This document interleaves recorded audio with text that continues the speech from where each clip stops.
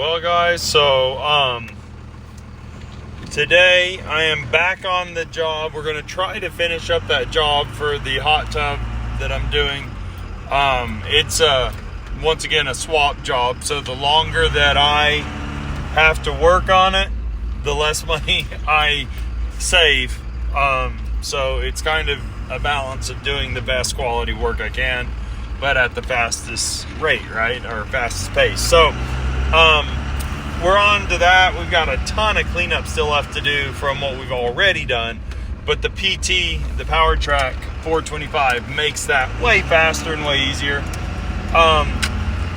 However, I am going to have to climb first thing this morning, which isn't a big deal. I'm okay with that. I am going to be running a hybrid system. I think this is something that you all should get into. If you're not running hybrid systems, I think you're wasting efforts and making life much more difficult for you than it needs to be honest. So we'll go over that here a little bit this morning, and I'm also going to talk to you about pros and cons of the Notch Jet Step. It's not a terrible device by any means, but it's definitely not my favorite foot ascender. And we'll go over what I think you should know about that device. And of course, your experience will differ from mine depending on body weight, gear weight, rope you use, all that kind of stuff. However, that all being said, there are some key features that I do not think will change and that you should know about. So, with all that, that's where we're going to start today, and that's where we'll get going. All right, folks, let's talk real quick about what I've got going on here. You'll see I have a lot of ropes, and it might seem confusing at first, but really it simplifies a lot of stuff. So this rope right here is my SRS or SRT line, whatever you want to call it. I'm climbing on the akimbo because it's compact and I'll only be using it for a short while. As you can tell, it goes down there, and that's my basal leg. This here is my lanyard, of course. This here is my moving rope system with a retrievable adjustable friction saver. And this here is a rigging line that I'm using, and as you can see, it goes over the natural crutch, goes down, and then you'll see a pulley on the end of it. Now, today for me is all about redirects and remote sets, okay? So you could say everything I'm doing is kind of a hybrid. So I climbed up SRS because it was the easiest way to get up in the tree, but now I'm swapping over to DDRT or MRS because moving around in this tree for what I need is just easier. I have to do a lot of ups and downs. I'm not using spikes because it's just a prune, and this just makes it easier for me to move around like I need to instead of SRS. Saves wear and tear on your body, that kind of stuff. And then I need to use this remote, sorry about that, I need to use this block to pull that aspen tree over this AC unit and over the fence into the yard. So I've got to float it over, but I don't want to have to reclimb this tree to get the block out. So what I'm going to do is I'm setting a remote block that I am now lowering to the floor or the ground so that I can put my other rigging line on it when I get back down there and I'm done.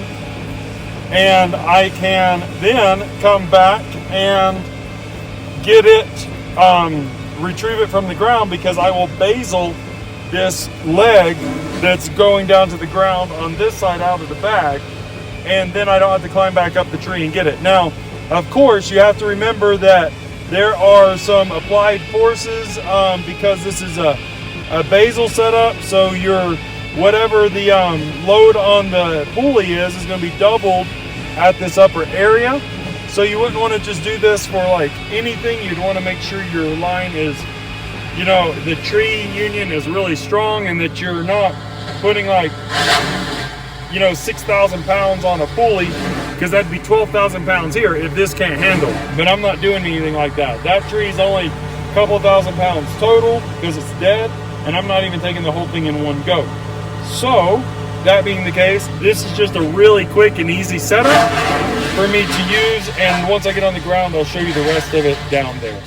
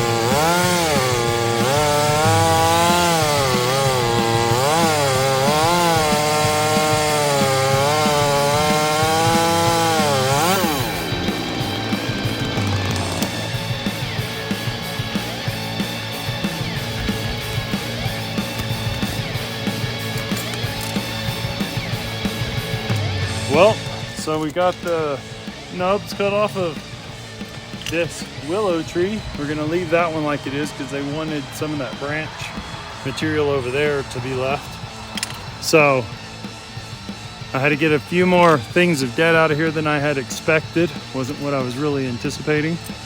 But overall, it's pretty good. It's a little dense in some areas, but that's kind of what they wanted based on the shape they were trying to go for. And now we're gonna use that remote block up there. See if you can see it up there, to pick out that aspen tree over there. So that's the next thing.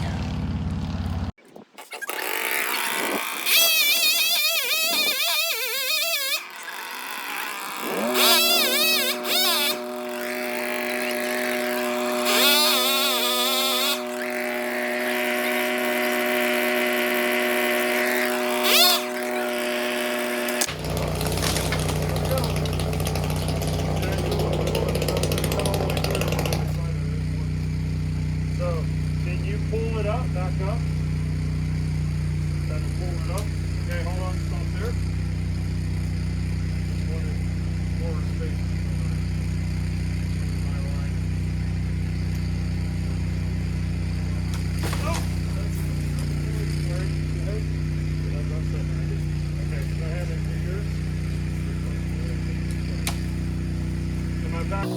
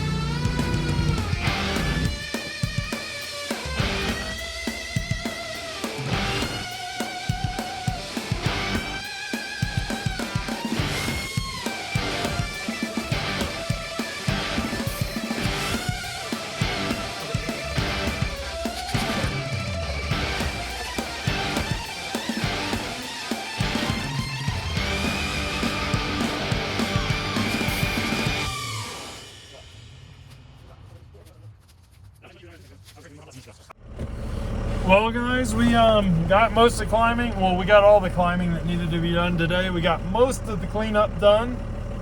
So that's that. I did not get a chance to go over my foot ascender. I did go over a setup that I was doing in the tree, so hopefully that was helpful to you guys. I'm going to do a whole series on those and talk to you a little bit more about them here in the future, so keep an eye out for that. But yeah, we got a big pile of brush, a huge pile of brush to clean up, some wood to clean up, and I've got to prune up the weeping willows branches, like the, I don't know what they're called, the leaf branches, you know, the hair of it, to be a little higher so that it's more practical for use and for mowing and stuff around it. So that's what they asked me to do. That's all we've got left on that. And then that ends this job after that. Once we're done with this, we'll be back up in the mountains doing fire mitigating again. We've got about 4 acres to mitigate. And the owner wants to be out there, so Thursday and Friday this week will be on that. And then we might have to be out there another day. I can't remember, but we'll see about getting all that taken care of, and then we'll be moving forward from that. So yeah, after that job starts Uray, and with Uray, it's just a lot of technical stuff, which I think you guys will like. I bought a new Weaver logging belt, feller's belt, because I've been doing more felling lately, and it's just nice to have your wedges and your axe and everything right there with you. So that will be hopefully coming in pretty soon. And I actually bought a new Protos helmet because, well, mine's almost 3 years old and it needs to just be updated.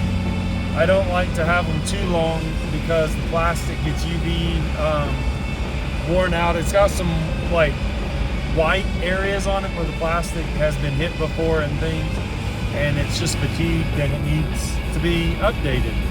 So I did that, and my Senna hasn't been working real well, so I bought a new Senna to go in it.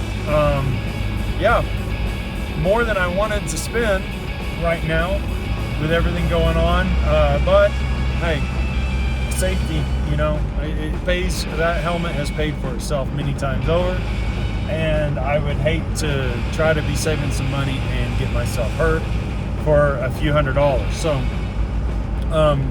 trying to do that, and got another little piece of kit coming in to try and test on something else, so that'll be good. And then let's see what else.